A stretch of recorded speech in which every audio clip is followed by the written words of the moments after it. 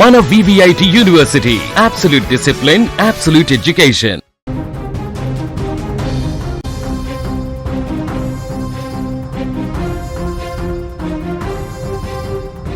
రాష్ట్రంలో మద్యం ప్రియులకు రేవంత్ రెడ్డి సర్కార్ షాకింగ్ న్యూస్ అందించింది. ఇప్పటికే నిత్యావసరాలు, గ్యాస్ ధరలతో సతమతమవుతున్న సామాన్యుడిపై ఇప్పుడు మద్యం ధరల భారం పడబోతోంది. గత కొంతకాలంగా మందుబాబులకు చుక్కలు చూపిస్తున్న ధరలను మరోసారి పెంచేందుకు ఎక్సైజ్ శాఖ రంగం సిద్ధం చేసింది.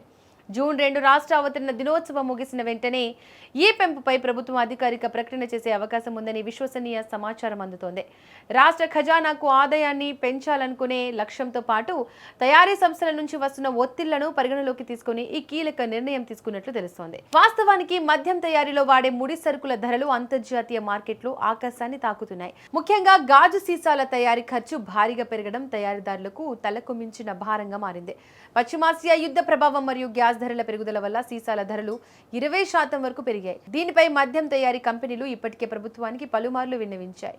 ఉత్పత్తి వ్యయం భరించలేక కంపెనీలు ధరలు పెంచాయని డిమాండ్ వినిపిస్తున్నాయి. ఈ పరిస్థితిని అంచనా వేయడానికి ప్రభుత్వం నియమించిన త్రిసభ్య కమిటీ పొరుగు రాష్ట్రాల్లోని ధరలను కూడా విశ్లేషించింది. దాదాపు 30% వరకు ధరలు పెంచవచ్చని కమిటీ నివేదిక ఇచ్చినప్పటికీ ప్రజల నుంచి వచ్చే వ్యతిరేకతను దృష్టిలో ఉంచుకొని ప్రభుత్వం ఆచితూచి అడుగులు వేస్తోంది. సామాన్యుడిపై భారం పడకుండా 10 నుంచి 15% మేర ధరలను పెంచేందుకు అధికారిక యంత్రాంగం కసరత్తు పూర్తి చేసింది. ఏది ఏమైనా త్వరలోనే మద్యం బాటిల్ ధరలు పెరగడం ఖాయమని స్పష్టమవుతోంది.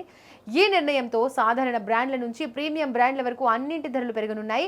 ఆబ్కారీ శాఖ తుది కసరత్తు పూర్తి చేయడంతో జూన్ 2వ వారం నుంచి కొత్త రేట్లు అమల్లోకి వచ్చే అవకాశం ఉంది.